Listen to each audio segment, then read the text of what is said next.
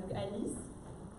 On va pas se le cacher, je pense qu'on est pour la plupart tous assez feignants sur les bords, moi y compris. Tout ce qui est Uber, Eats, Asos, commande de courses en ligne, ça nous connaît de plus en plus. Toutes ces petites choses futiles mais utiles du quotidien. Mais alors, quand on est malade et qu'on a vraiment une raison d'être flemmard et de ne pas sortir de son lit, là, on s'est rendu compte qu'il n'y avait pas tellement de solutions pour pallier à ce problème. Donc, Marina a eu ce problème après 9 semaines de wagon. Impossible de sortir du lit, donc trop malade, voilà, 39 de fièvre. Elle a dû appeler un médecin qui est venu à domicile. Donc il a fait une ordonnance. Donc c'est super jusque-là, mais du coup il fallait bien sortir pour aller acheter tous ces médicaments. Et c'était pas trop concevable dans son état. Du coup, il y a un ami qui nous a parlé de Cura. Donc Cura, c'est quoi? C'est une solution de livraison de médicaments à domicile. Donc Cura, Marina, si tu veux, on va voir ensemble comment ça fonctionne. Donc tu peux en fait scanner l'ordonnance directement que le médecin t'a donnée. Donc tu prends une petite photo, la pharmacie se débrouillera avec l'écriture qui figure dessus.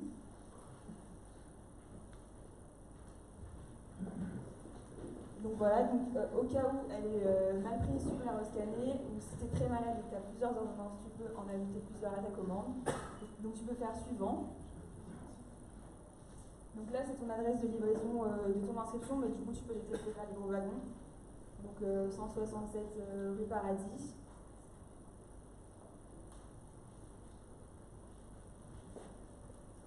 Voilà, 13 6 Marseille, nickel, donc tu peux faire suivant. Donc là, tu as le suivi de ta commande. D'abord, tu vas recevoir une notification quand la pharmacie accepte ta commande. Une fois qu'elle la prépare, et là, ta facture est prête du coup, pour procéder au règlement. Donc là, tu as le montant de ton ordonnance, ce qui est pris en charge par la sécurité sociale, ton montant de livraison, 1,50, c'est cool pour aller mieux. Et donc, il te reste 2,50 à payer. Et ce sera la pharmacie Castellane qui a pris en charge ton ordonnance. Ok, tu payes. Voilà, donc là, je t'ai mis ma carte inscription, je peux trouver ça. Si tu peux valider. Et c'est en cours de livraison. Donc voilà, c'est fait. Merci beaucoup, Alice. Tu m'as sauvé la vie, j'étais trop fatiguée. Donc, il y aura, grâce à Cura, j'ai pas besoin de bouger de chez moi. Et donc, Cura, c'est mon nouveau Deliveroo des médicaments. Cura me permet de commander les médicaments avec ou sans ordonnance. Il aussi me permet de planifier tous les commandes automatiques de mes médicaments si, par exemple, j'ai un traitement prévu. Je vous remercie et j'invite mon équipe sur ça.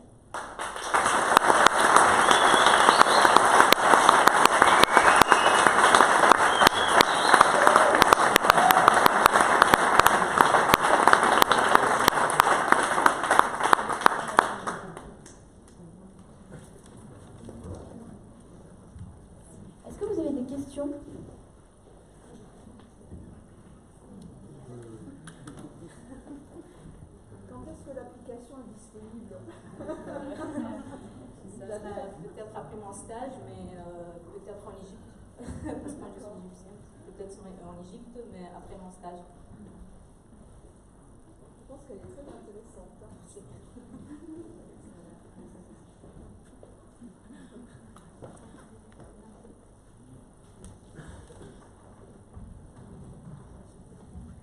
Bonjour, très belle présentation. Moi j'ai juste une question un peu juridique.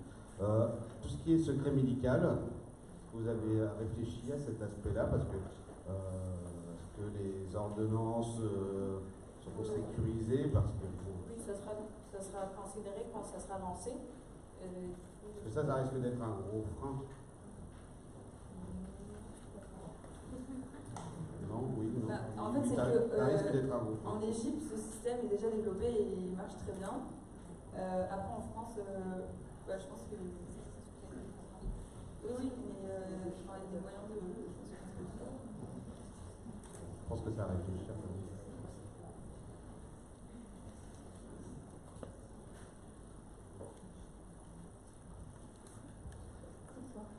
Pour choisir une pharmacie, si on prend une pharmacie de quartier, sur quoi elle se base, hormis l'adresse qu'on vient de rentrer, que vous avez en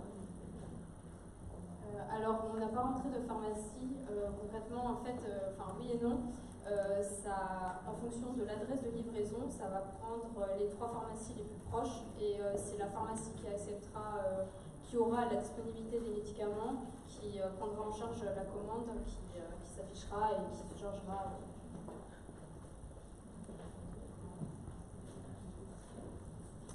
Merci, belle présentation, vous avez été bien formé visiblement.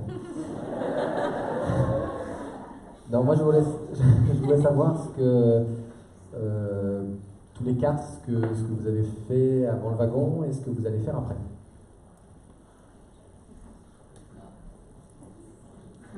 Alors, avant le wagon, j'étais barman et par la suite, je souhaite continuer en cyberprotection. Alors, moi je travaillais en banque et par la suite j'aimerais être dev junior en back-end. Moi, je suis pharmacienne de base et j'ai fait Catch et puis c'est mon stage après le bac. J'ai fait Catch aussi en digital et donc là je entame mon stage de fin d'études en juillet en marketing digital.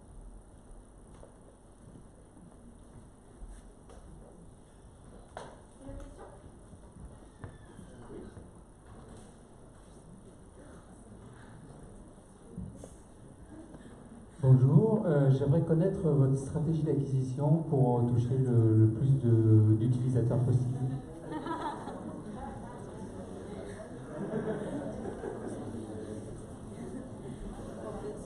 En fait, ça sera par les pharmacies. Ce sont des stratégies de marketing, de membership, tout ça, des discounts sur la livraison et tout ça.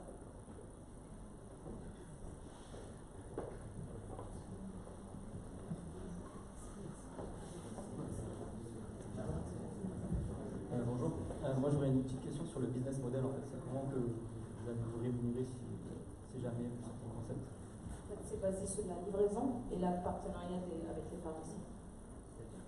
Un peu comme c'est la livraison, c'est la livraison en base et aussi peut-être le membership mensuel si au lieu de payer chaque livraison, c'est basé sur ça. Une question? Ah, une dernière.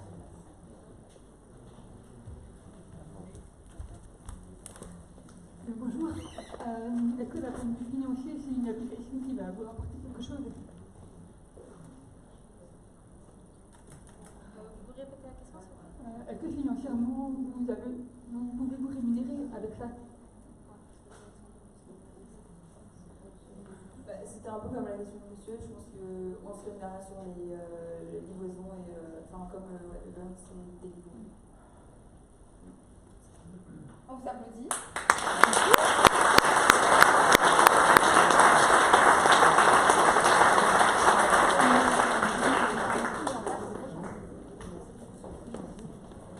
Du coup, on va accueillir le prochain groupe. Une fois qu'on est bien en forme grâce à Cura qui nous permet de se faire livrer des médicaments, nos apprentis développeurs sortis du wagon vont pouvoir aller chercher un espace de coworking. Donc, je vous prie d'accueillir Ludivine et Pauline pour Coworkspace.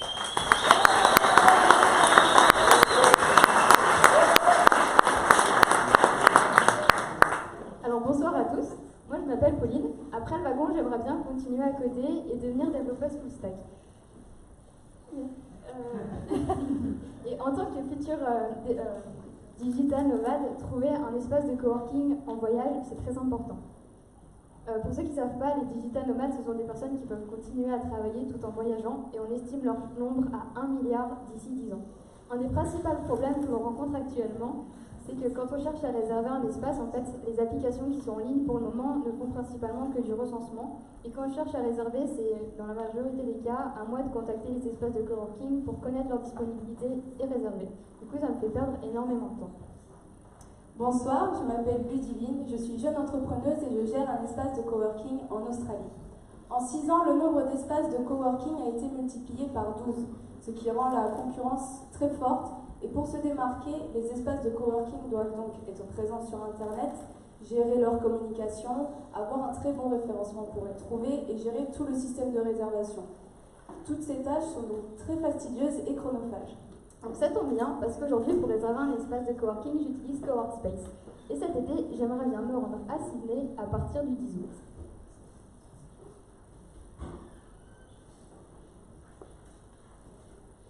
J'aimerais bien aussi en profiter pour améliorer un petit peu en surf, et on m'a conseillé la plage de Manly Beach. Donc je vais aller regarder s'il y a des espaces de coworking de ce côté-là. Donc, apparemment, il y en a un tout près de la plage, alors regardons en détail ce qu'ils proposent. Donc d'après les photos, il a l'air vraiment très sympa. Si je regarde un peu en détail les services, je vais même pouvoir louer ma planche de surf, donc c'est génial. Concernant les commentaires, il y a Pierre et Marc qui ont l'air vraiment satisfaits de l'endroit. Donc je pense que cet espace correspond vraiment à ce que je recherche et je pense que je vais réserver. Donc j'aimerais bien rester un mois, à partir du 13 août jusqu'au 12 septembre. Je viens tout juste de commencer en tant que freelance, donc le budget est quand même assez important et 300 $, ça correspond à mon budget. Donc je réserve. Donc je vérifie en détail les informations avant de payer et je peux procéder au règlement. Donc je renseigne les numéros de carte bleue. Alors là c'est le moment où vous êtes censé fermer les yeux.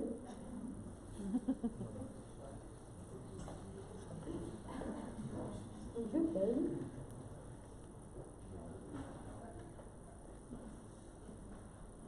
Donc parfait, ma réservation a bien été prise en compte, je n'ai plus qu'à attendre que l'espace de coworking la valide. Donc de mon côté, ça fait maintenant quelques temps que j'ai mis mon espace de coworking sur Coworkspace. Donc je suis déjà loguée avec mon compte entreprise. En cliquant sur Manage Your Space, j'accède à mon dashboard. Donc ici, j'ai plusieurs statistiques qui reprennent toute mon activité et me donnent une vue d'ensemble. Donc j'ai des graphiques qui reprennent l'évolution de mes réservations, l'évolution de mes revenus. J'ai également un calendrier dynamique qui me permet d'avoir une vue sur les prochaines réservations et ainsi gérer ma disponibilité. D'ailleurs, je vois que j'ai une réservation en attente de confirmation, donc on va la voir. C'est Pauline qui souhaite réserver un espace chez moi de août à septembre. Donc pour le moment, je n'ai pas trop de réservations, donc je l'accepte. En conclusion, pour moi, Coworkspace, c'est vraiment une solution B2B qui me permet d'avoir une vue d'ensemble sur mon activité et de me dégager du temps afin de me consacrer à l'accueil de mes coworkers. Et de mon côté, si on retourne à la liste de mes réservations, on peut voir qu'elle a été acceptée. Donc grâce à Coworkspace, je peux réserver mon espace de coworking très simplement et me concentrer sur les préparatifs de mon voyage. Merci beaucoup.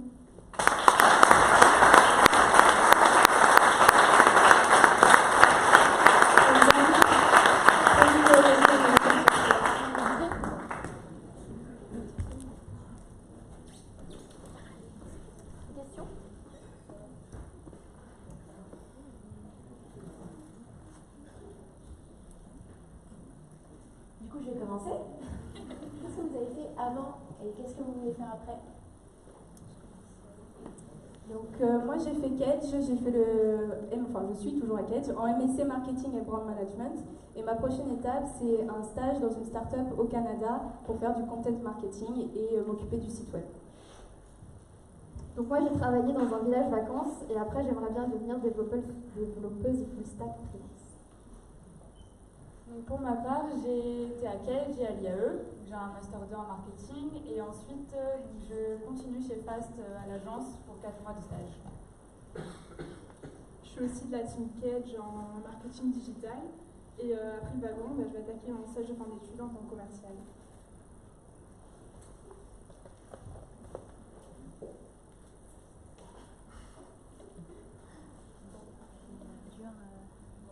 Ah ouais, on est tous bouche bée, hein, c'est vrai. Pourquoi vous ne continuez pas?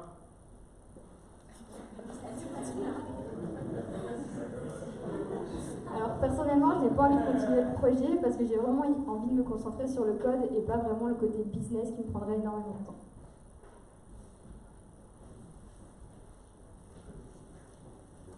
Ok, et ben on va remercier les filles et passer au prochain.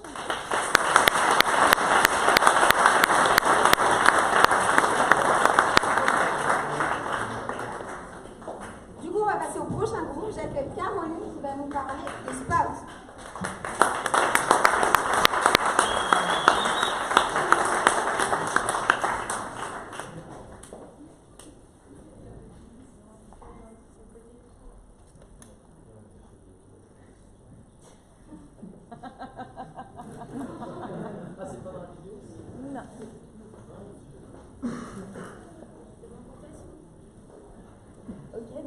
tous.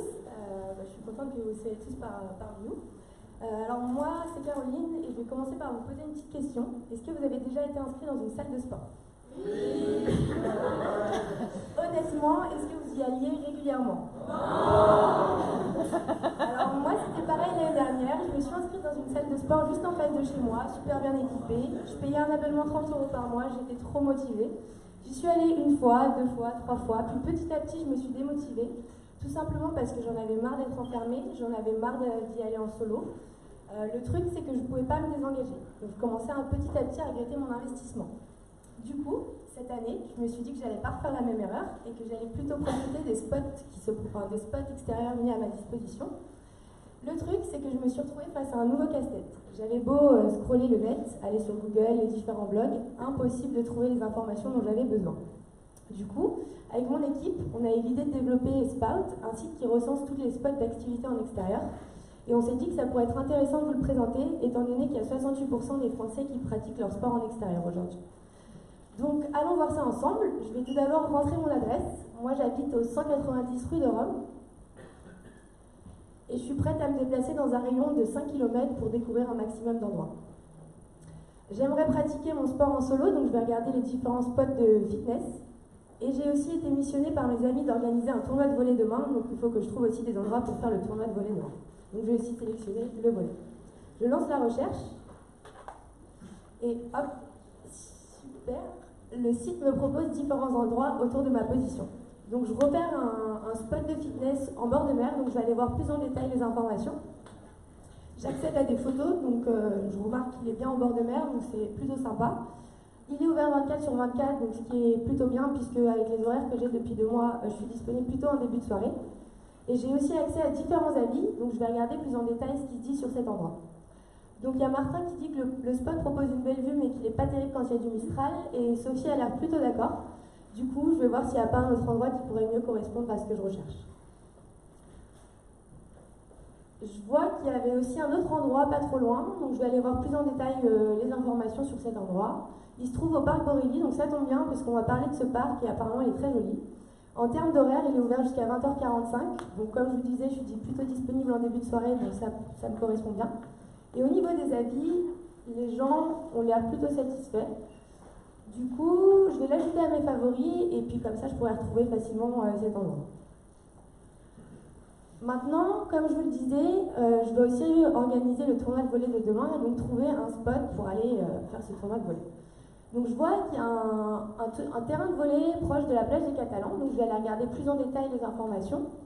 L'endroit a l'air plutôt cool, il se trouve à 15 minutes à pied du Vieux-Port, ça tombe bien puisque la plupart de mes amis habitent autour du Vieux-Port. Et je vais regarder les avis, les gens ont l'air plutôt satisfaits, donc je vais aussi l'ajouter à mes favoris. Maintenant, je vais aller voir si donc, je peux bien retrouver mes différents lieux dans mes favoris.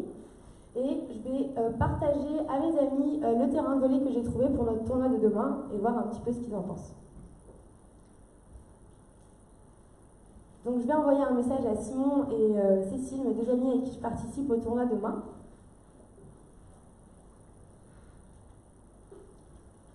Et leur demander ce qu'ils pensent de cet endroit, si ça pourrait les satisfaire.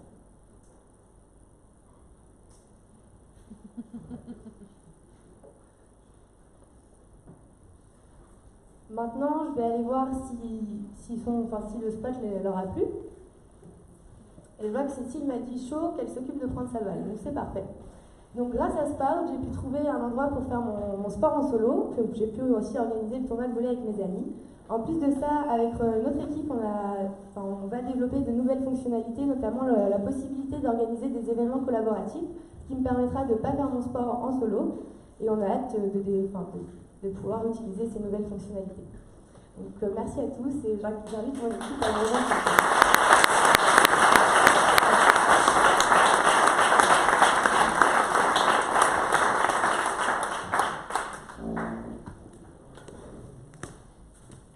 Si vous avez des questions. Comment est-ce que vous recensez les spots de sport? C'est une excellente question. Alors les spots de sport, là, ils ont été recensés, ça a été fait à la main, il a fallu aller vérifier les géolocalisations, faire de recherches, ça a été tout un travail d'investigation pour pouvoir valider et vérifier que les endroits étaient bien aux bons emplacements. Donc tout a été fait à la main. C'est un travail titanesque pour une seule ville, c'était juste énorme. Donc en fait, il pourrait y avoir des fonctionnalités qui pourraient venir dans l'application où il y aurait un référencement participatif.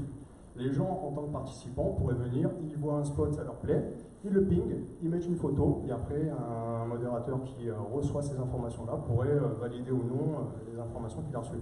Ça permettrait d'alimenter l'application de façon beaucoup plus rapide. Il n'y avait pas d'API? Non.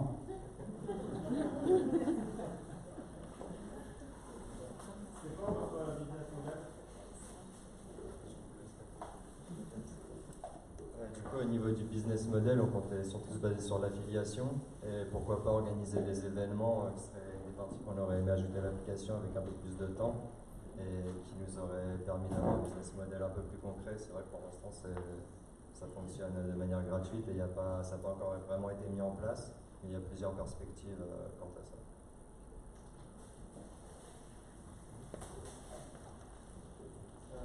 C'est des spots publics en fait. Du coup, au niveau de l'affluence, si c'est déjà pris, les gens ils vont être très déçus. Du coup, est-ce qu'il y aura une indication sur le site qui permettra de savoir s'il y a du monde ou pas? Là, on peut revenir justement au référencement participatif. Si les gens pourraient tout simplement poser une question pour savoir s'il y a du monde ou pas, ou selon les ordres d'influence. Après là, c'est en une semaine des fonctionnalités qu'on n'aurait pas eu le temps de mettre en place. Mais pourquoi pas, c'est une question intéressante.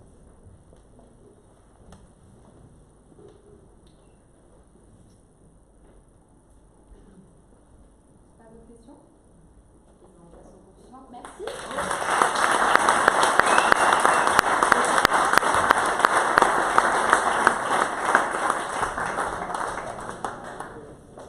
Du coup, maintenant qu'on a fait du sport, maintenant qu'on a trouvé notre espace de coworking, on va passer aux choses un peu plus sérieuses et essayer d'automatiser, de faciliter les réponses aux appels d'offres avec Rocket Proposal. Et je vous prie d'accueillir Lionel.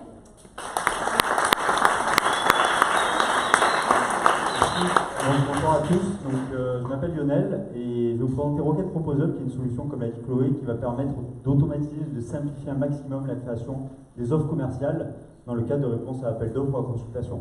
Avant de vous parler de Rocket, je vais vous parler rapidement de moi et comment j'en suis arrivé là.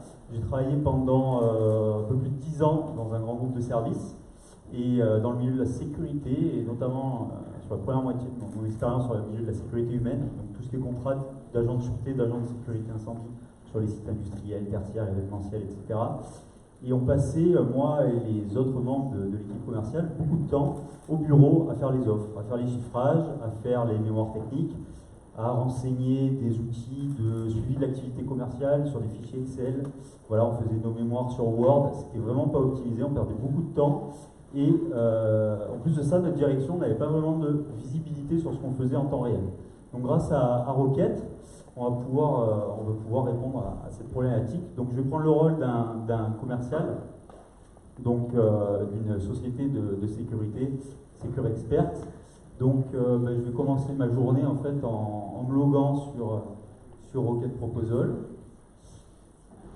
Et une fois que je serai logué, j'arrive sur mon dashboard.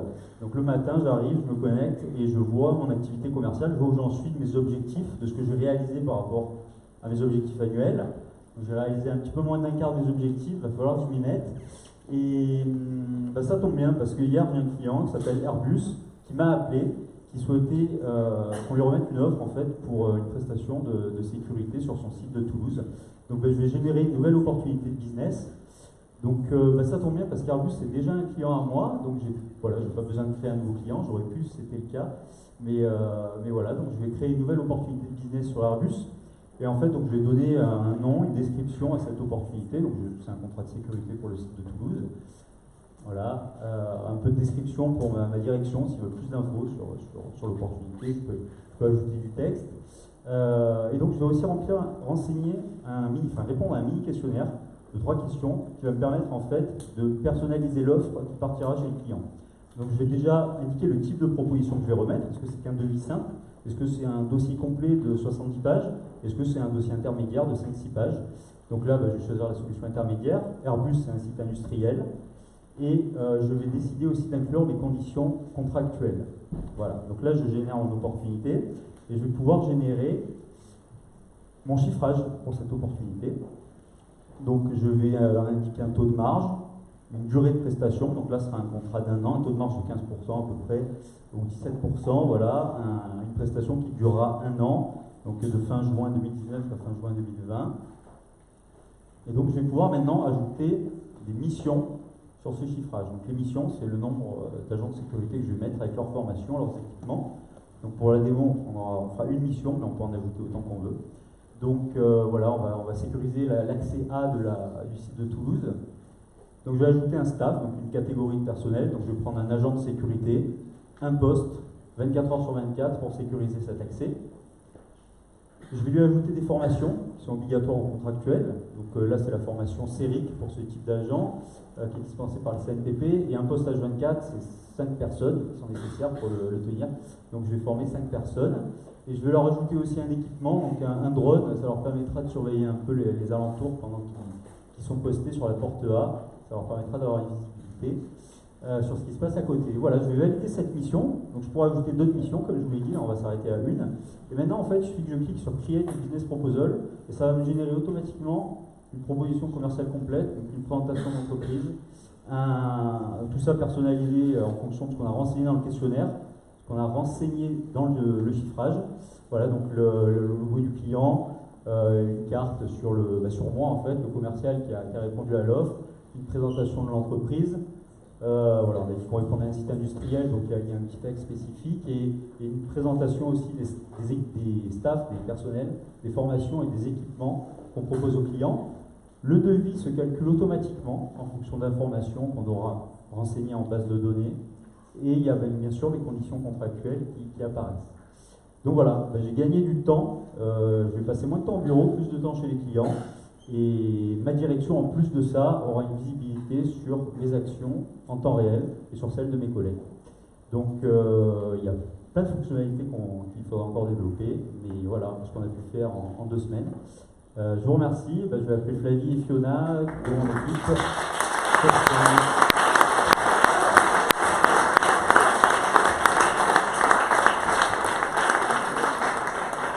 Est-ce que vous avez des questions ?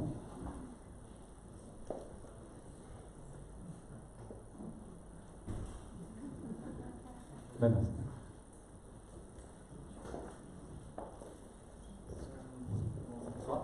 Je pense que il me semble que je connais une solution similaire. Du coup, c'est quoi votre positionnement différenciant?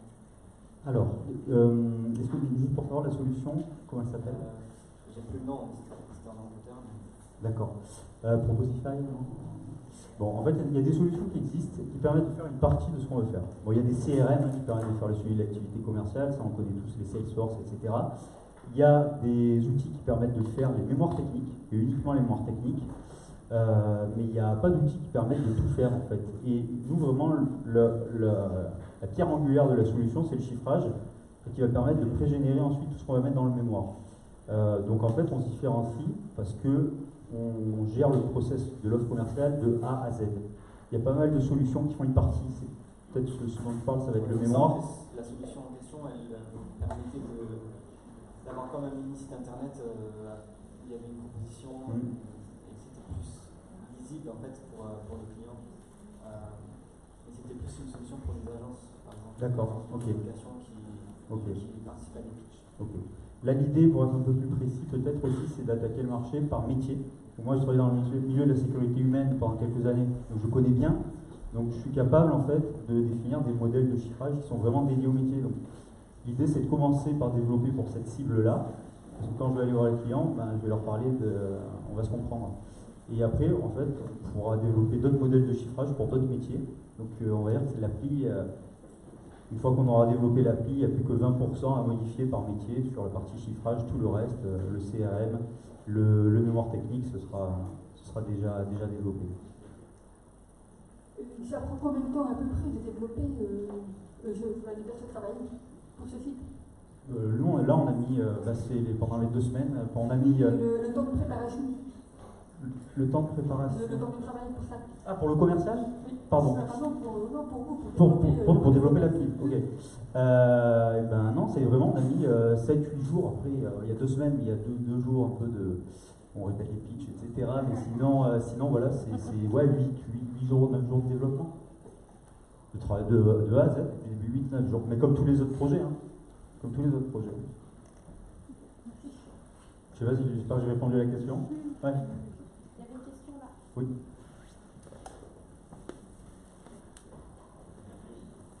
Est-ce que vous avez prévu de travailler avec des sociétés publiques sur des plateformes obligatoires, des plateformes web Alors, où on doit déposer les propositions commerciales? Ça fait bonne question. Alors, bon, nous, on est du côté des vendeurs, vous l'avez compris. Les plateformes dont vous parlez, c'est les plateformes des acheteurs publics qui publient leur appel d'offres. Donc, en fait, l'idée, c'est de développer ou d'utiliser aussi des solutions qui existent sur le marché qui vont nous permettre d'automatiser le dépôt de l'offre sur les plateformes publiques. Donc, il y a notamment une solution qui a été développée qui s'appelle, je ne sais plus comment, mais qui permet en fait d'automatiser l'envoi des offres sur n'importe quelle plateforme publique, parce qu'il y en a plein sur le marché qui ont chacun leur particularité. Et en fait, il y a une solution qui a été développée qui va nous permettre. L'idée, ce serait de l'utiliser à voir comment, je ne sais pas encore définir, un partenariat, enfin intégrer leur solution dans notre solution pour automatiser l'envoi en cas de réponse à un marché public. Vous avez fait quoi avant le wagon et vous allez faire quoi après le wagon? Ben, avant le wagon, moi je travaillais dans un grand groupe de services, donc notamment dans la sécurité humaine, puis dans la sécurité électronique. Et après le wagon, ben, Rocket, en fait, c'est un vrai projet, c'est pour ça que j'ai quitté mon job, c'est un projet que je veux mener avec un associé.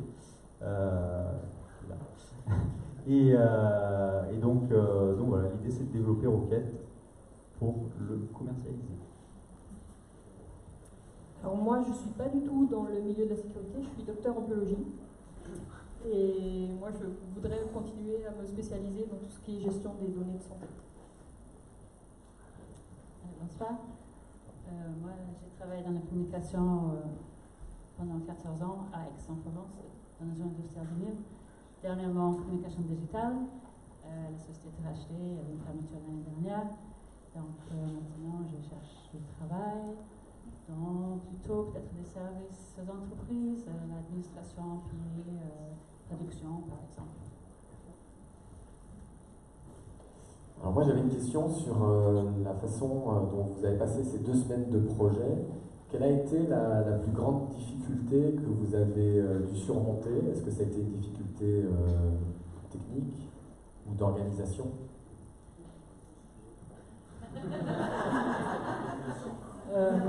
C'est vrai que c'était un vrai challenge pour moi, je parle personnellement, mais grâce à l'équipe, l'échange et le soutien d'un et l'autre, nous sommes arrivés à la fin du projet. Vous le voyez ici. Moi, j'étais plutôt dans le front, donc mes collègues étaient plutôt sur le back. Moi, je gérais le temps. Il faut gérer le temps. Et les bases de données. En fait, sur les métiers B2B, sur les applis B2B, je pense de manière assez générale, dès qu'on rentre dans le CRM, c'est vrai qu'il y a des schémas de base de données qui sont assez costauds.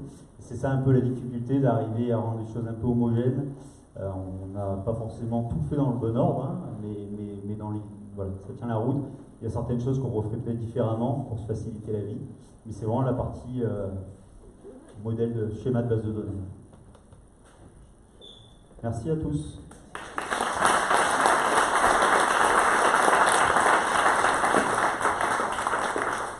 Après un sujet aussi sérieux que les réponses aux appels d'offres, on va maintenant passer aux rencontres entre musiciens et je vous prie d'accueillir Florian qui va nous présenter Band Match.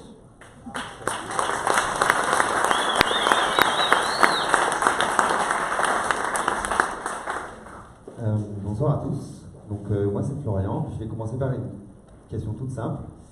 Qui parmi vous joue d'un instrument de musique? Ok, cool. Ben, sachez que, en tout cas moi aussi, je joue de la guitare depuis un moment maintenant. Et si j'ai bien un regret dans la vie, c'est que j'ai jamais fait partie d'un groupe de musique. J'ai jamais rencontré, en tout cas, qui que ce soit pour. Donc un peu comme tout le monde, j'ai cherché sur internet. allé et je suis toujours tombé que sur des sites très très moches, type forum de l'an 2000, pas du tout pratique, pas du tout intuitif. Or aujourd'hui, on est en 2019, donc on peut faire mieux et plus joli. Donc avec mon équipe, on a eu l'idée de BandMatch.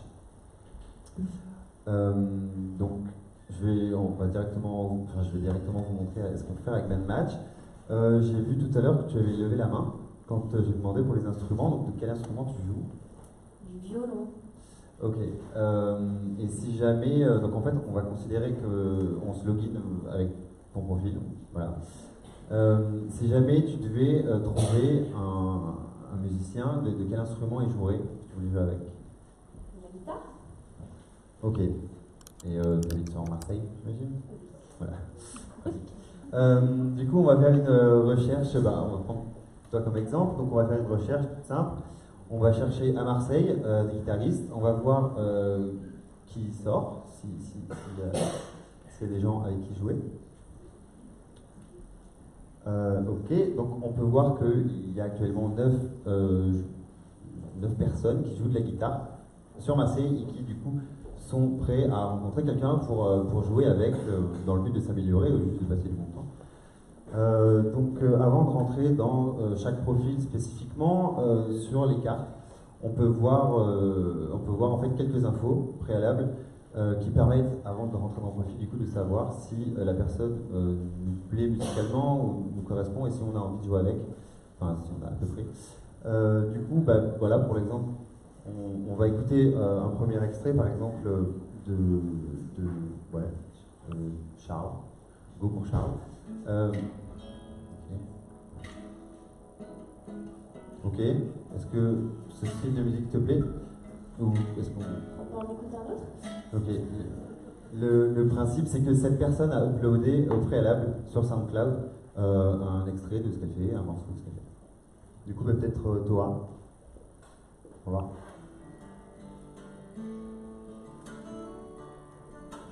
Oui, c'est joli, c'est cool. On prend ça? Ouais. Bon, ok. Du coup, on pense que ça peut le faire. Du coup, on va rentrer sur sa page profil pour voir plus d'infos en fait sur cette personne et aussi la contacter. Donc, on peut voir qu'il y a en plus des infos qu'on a pu voir sur la carte, un autre son SoundCloud qu'elle a pu uploader, une vidéo YouTube d'elle en amateur si elle a uploadé aussi une vidéo. On peut aussi voir une partie groupe, c'est-à-dire que si elle fait déjà partie d'un groupe, que éventuellement on pourrait rejoindre, on peut voir les autres membres du groupe qui sont aussi inscrits sur le site. On va revenir en arrière pour l'exemple. Et donc à travers la page profil, et uniquement à travers cette page-là, on peut rentrer en contact avec la personne. Donc là, on va envoyer un message, comme ça, si j'avais envie de jouer avec, je sais pas. Donc par exemple, est-ce que tu es dispo le mardi pour jouer? Voilà. Donc on envoie le message, voilà, tout se passe bien, la personne est connectée et nous répond. Donc on peut voir que c'est bon. Apparemment ça marche, tu as rendez-vous pour jouer avec une guitariste.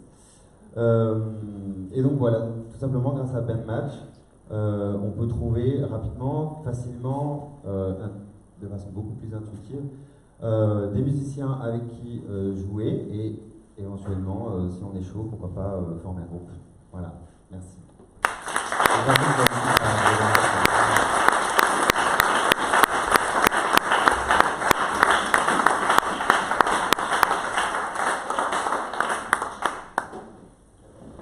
Et si vous avez des questions, n'hésitez pas.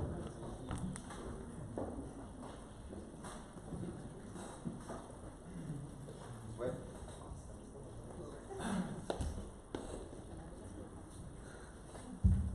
Bonjour. Un autre problème quand on forme un groupe, c'est de trouver un endroit pour répéter. Là, a priori, c'était dans un cours. Est-ce qu'il y aurait dans l'application moyen de recenser les lieux où on peut... Ouais, carrément en fait. Il y a pensé, parce que là c'est bien beau le cours Jules, en été c'est très cool, mais en hiver c'est pas du tout très cool.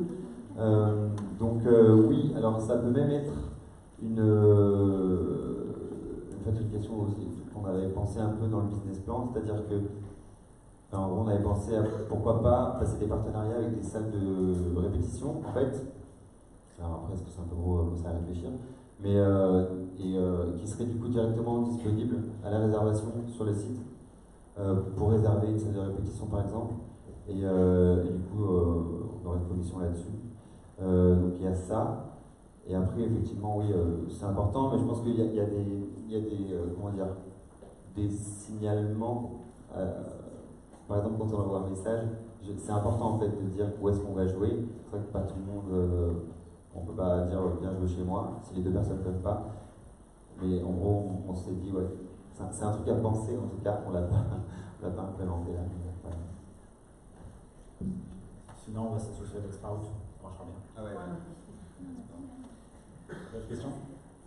Là-bas. Oui, moi j'aurais aimé savoir quel est le modèle économique du système. Franchement, j'ai beaucoup dit dessus. Non, bah, en gros, on a juste pour l'instant pensé à ça, sur les salles de répétition. Il y a ça, il y a la publicité aussi, éventuellement les données des utilisateurs avec leur consentement, parce que ça fait rire. Mais ouais, en gros, ouais, comme c'est de la musique, c'est vrai que ça peut être intéressant, je sais pas, pour Spotify ou pas. Voilà, ça réfléchit. Comment vous êtes partagé le travail? Alors, ça a été un petit peu la difficulté au début. On a manqué d'organisation sur les premiers jours et du coup, c'est vrai qu'on ne savait pas trop comment gérer ça, qui fait quoi, comment. Mais du coup, au fil du temps, on s'est tous mis à faire un peu quelque chose selon ce dont on avait envie sur le moment et ce dont on avait besoin surtout par rapport au site. Et du coup, au final, on a tous fait un peu.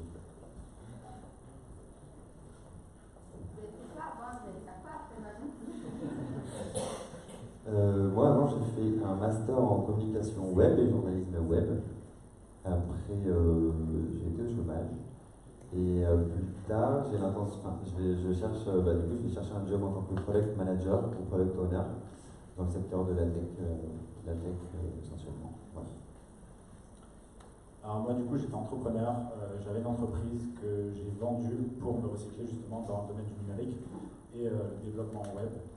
Et c'est vrai que j'ai tellement pris goût à cette formation-là au wagon où je me suis régalé que du coup, en même temps, j'ai l'impression d'avoir tellement appris, mais que j'ai encore toute la vie pour apprendre tellement il y a de choses dans ce domaine. Et c'est ce qui m'attire. Du coup, je vais chercher un poste de développeur full stack si possible, histoire de toucher à tout dans une entreprise pour développer un peu tout ce que j'ai acquis ici. Bonsoir, moi j'étais administrateur système et j'aimerais trouver un poste en tant que développeur. Bonsoir. Moi j'étais également en reconversion pro et je vais chercher un poste en tant que dev junior, plutôt axé front et pourquoi pas après partir sur UX, UI, design. Merci.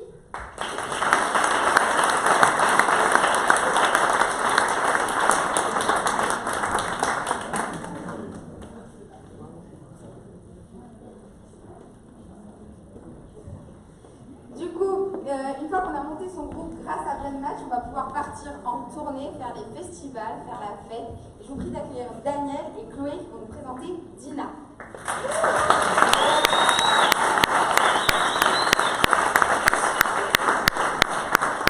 Alors bonjour, je me présente, je m'appelle Daniel Cadous, je suis DJ producteur mais aussi organisateur d'événements. Et durant toutes mes années d'événementiel, j'ai remarqué que la classification des documents et la gestion des unités était quelque chose d'assez compliqué. J'ai aussi remarqué, il y a une semaine ou deux à peu près à Aix-en-Provence, il y a eu un événement qui a eu une visite surprise de l'URSSAF juste à leur ouverture. Et ça leur a causé 2 heures de retard, ce qui énerve les festivaliers autant que le staff, et ils n'ont pas pu vendre d'alcool en bonus. C'est pour ça que j'ai réfléchi à Tina, une application qui dynamise et simplifie l'organisation d'événements. Bonsoir à tous, moi je m'appelle Chloé, je suis étudiante à Marseille et comme beaucoup d'étudiantes, j'ai pas forcément les moyens de me payer beaucoup de sorties extrascolaires. Avec la saison des festivals qui arrive, j'aimerais beaucoup pouvoir y participer sans pour autant dépenser trop d'argent dans l'achat des tickets. Donc j'utilise aussi Dina pour pouvoir postuler en tant que bénévole à ces festivals et y participer. En ce moment, j'ai un festival qui va se passer du 10 juillet au 13 juillet à Marseille, qui s'appelle le Women and Wild. J'ai déjà quelques artistes confirmés, quelques prestataires, mais aujourd'hui ce qui m'intéresse c'est de trouver des bénévoles qui peuvent candidater à mon événement. Je vais donc ouvrir mon événement à qui veut candidater. Ça met un peu de temps, mais c'est normal. On renseigne aussi tout dans l'événement, on peut uploader une image. Voilà.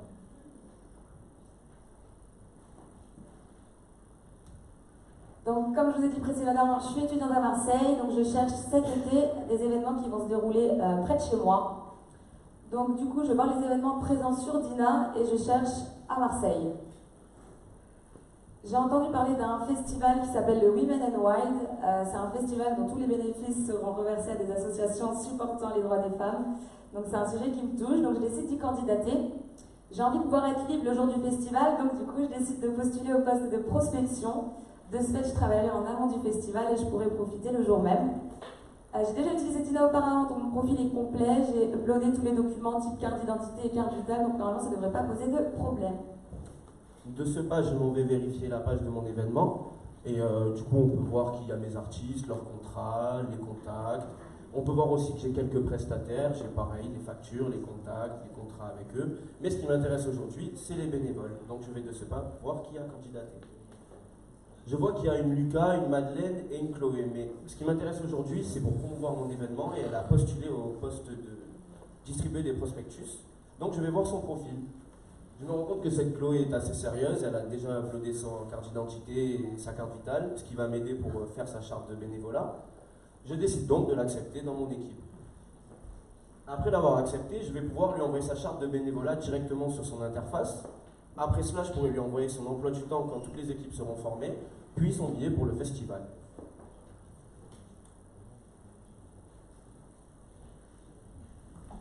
Vu que l'annonce vient d'être postée à l'instant, je me dis qu'avec un peu de chance, la personne qui gère ça, elle est toujours derrière son PC.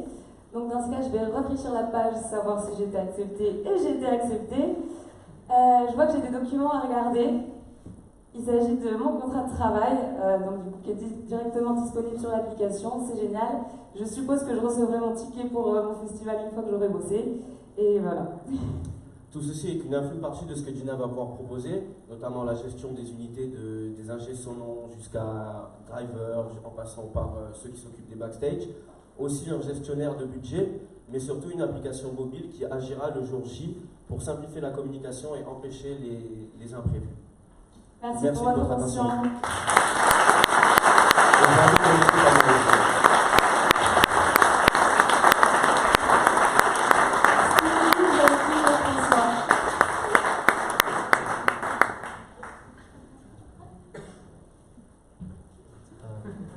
Bonsoir. Donc votre application là, c'est pour trouver des salariés pour venir travailler sur un événement, ou c'est pour avoir des bénévoles pour venir faire du bénévolat dans une association? C'est pour trouver des bénévoles. En fait, ça a deux parties. On va dire pour les organisateurs, ça va être de gérer toutes les unités, de l'ingé son à l'artiste. Et pour les particuliers, ça va être de trouver justement un événement où ils peuvent être bénévoles. En fait, elle a deux phases d'application. Oui, parce que comme vous parlez de bénévolat tout à l'heure, on ne peut pas avoir de contrat de travail. Non, j'ai dit charte de bénévolat. Oui, elle a tapé contrat, mais j'ai dit charte de bénévolat. C'était trop long à taper, j'ai fait plus. Ah, c'est bien ça. En fait, ça a deux aspects justement. Un pour les organisateurs, pour les entreprises qui veulent prendre l'application, et un pour... Et vous lancez ça quand? Je vais faire les premiers tests avec certains organisateurs cet été pour justement les bénévolats. Et après, je vais essayer de lancer ça le plus vite possible. Je pense début 2020 si ça se passe bien dans le développement. Mais déjà cet été, j'ai quelques phases de test.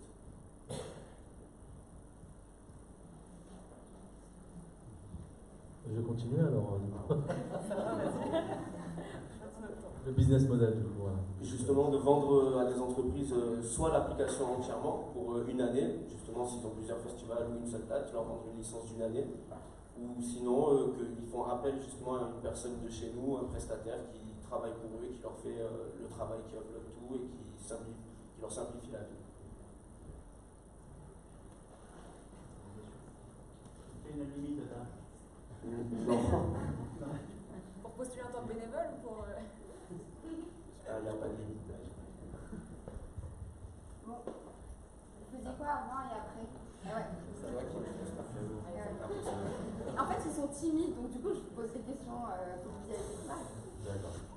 Du coup, avant, j'ai géré un site e-commerce pendant une dizaine d'années. Et là, je suis en période de formation pour acquérir quelques compétences avant de repartir vers de nouveaux projets. Moi, j'ai eu une marque de vêtements qui existe toujours, qui s'appelle Young Shiba. Ça fait 5 ans qu'on vend des vêtements et je suis aussi DJ et producteur. Moi, je viens de terminer Kedge à Marseille et pour valider mon master, je dois faire un stage de fin d'études. Donc, je suis en recherche de stage dans le marketing digital. Alors moi, j'étais secrétaire juridique dans une étude notariale et après, je souhaite être développeur full stack. Bonsoir. Ça, c'est un peu... moi, j'étais dans la marine marchande et là, je suis en reconversion professionnelle, justement, de développement. Et ensuite, ça serait aussi de continuer dedans et ensuite de faire cybersécurité.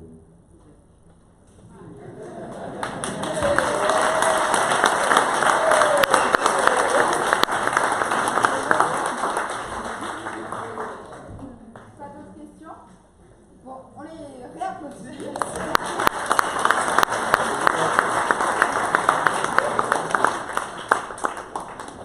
Et du coup, on va passer au dernier groupe. Donc, on remercie Dina. On va passer au dernier groupe qui va nous inviter au voyage, notamment avec l'été qui arrive. Je vous prie d'accueillir Leïla qui va nous présenter Tripper.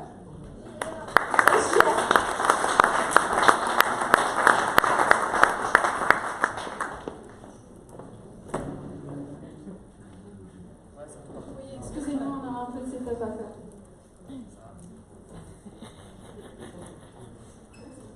C'est censé être rapide.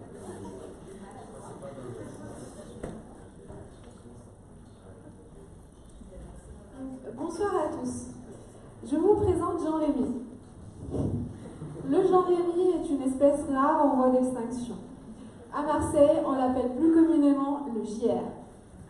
Cette espèce a la particularité de prendre beaucoup de temps pour préparer ses voyages. Perdu dans la jungle de Google entre la quantité phénoménale d'informations et les 10 000 blogs qu'il existe, il a du mal quand il doit partir en voyage. Heureusement, depuis peu, il est tombé sur Tripper. Pas tout à fait par hasard. Tripper, c'est quoi? Tripper est un compagnon intelligent qui a pour ambition de vous simplifier et de vous rendre plus agréable la préparation de vos voyages.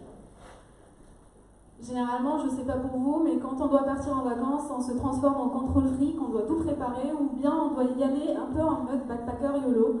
Tripper a l'ambition en fait de vous permettre de partir en vacances serein, mais en ayant quand même un minimum de surprise sur vos expériences.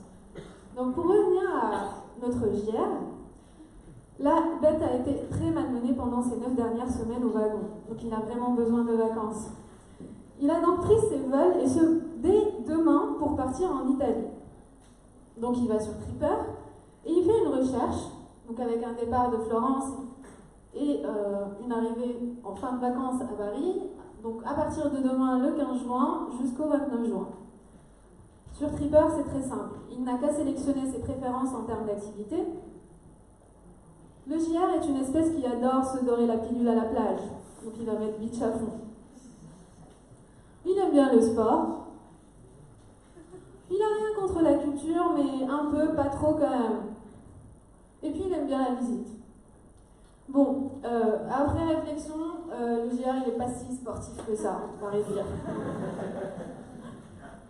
Ensuite, Tripper va lui demander de sélectionner quelques activités pour ensuite lui consolider la totalité de l'itinéraire. Donc en termes de culture, le JR a entendu parler de la fontaine de Trévi, donc il va aller la voir.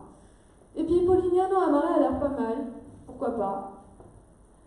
Ensuite, en termes de visite, ouais, il aime bien Volterra. Et puis Testaccio District a l'air pas trop mal, pourquoi pas. Enfin, en termes de plage, notre JR est vraiment très exigeant, il adore l'eau cristalline. Donc il va prendre Cala Verde et Rivazzurra Beach. Et c'est tout, il pourra voir son itinéraire. Ah, une dernière étape. Sur Tripper, vous avez la possibilité de vous préserver votre surprise sur ce que vous allez faire pendant vos vacances. Bon, le JR est une espèce certes curieuse, mais quand même un petit peu frileuse. Il va prendre juste 25% de mystère, faut pas prendre trop de risques. Et go! Et comme vous le voyez, donc Tripper lui a consolidé un itinéraire, donc en départ évidemment de Florence. Il le fait passer par Rome pour quelques jours, Naples évidemment, pour finir sur Bari. Et il lui a concocté un panel d'activités diversifiées qui correspond aux préférences qu'il a saisies. Et comme vous le remarquez, il y a certaines activités qui restent verrouillées qu'il pourra voir la veille du jour prévu pour l'activité. Bon, ce que je vous ai pas dit, c'est que JR aussi, il est porté sur la fête. Donc il a bien envie quand même de personnaliser un petit peu son voyage. Ça tombe bien, Tripper propose ça depuis peu. Donc il va sélectionner une partie, il va le mettre à fond. Et puis il va mettre à jour son itinéraire. Super. Donc Tripper lui a ajouté des propositions de bars et de clubs assez intéressants sur chacune des étapes. Bon, il me semble bien satisfait de son voyage. Donc le JR va sauvegarder pour pouvoir revenir sur son itinéraire par la suite. Et il va partir en vacances. En ce qui vous concerne, si vous n'avez pas la chance de faire le wagon cet été, et comme JR, vous avez besoin de vacances, on vous conseille Tripper. Merci.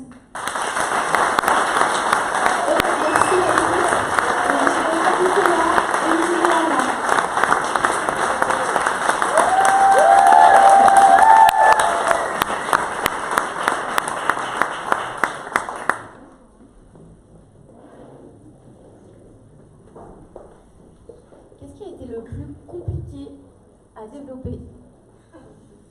Alors, le plus compliqué, ça a été surtout l'algorithmique pour trouver, faire un voyage qui soit pertinent par rapport à vos préférences et trouver toutes les données sur les activités à faire dans chaque ville. Parce que il n'y a pas vraiment d'endroit où on puisse puiser toutes les infos qu'on veut, donc on a été les chercher à la main aussi.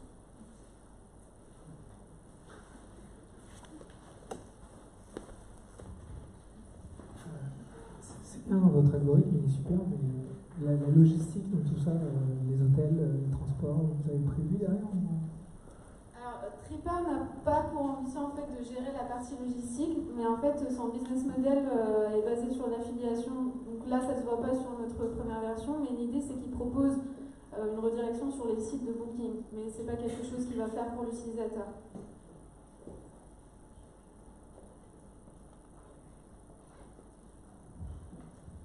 Continuer le projet? Oui, on pense le continuer, mais on ne sait pas encore à quel point on va le pousser. C'est à voir. Et si vous ne continuez pas le projet, vous faites quoi?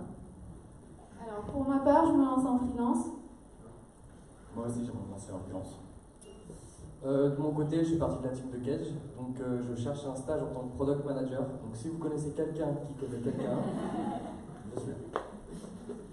Moi, je vais chercher un poste à Nîmes. Et moi, je vais chercher un poste en dev junior aussi, pour stack si possible.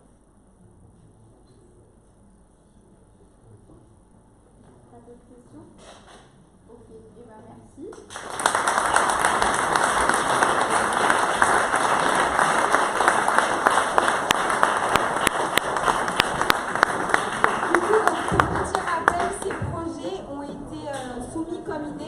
Par chacun des porteurs de projets dans les différentes équipes. Ça a été développé lors des 2 dernières semaines de la formation. Il y avait un vrai défi technique et l'idée de la soirée. On peut te parler 5 minutes ou pas?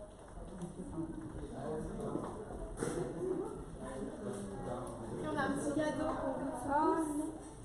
Le pédagogique et tout.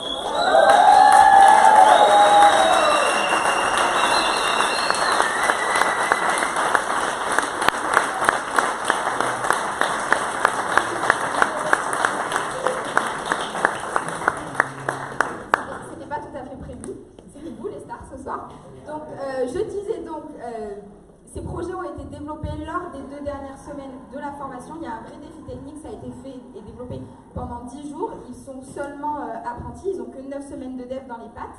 Et je vous prie de les applaudir encore une fois et je vous invite à vous réunir autour de l'apéro pour parler avec eux.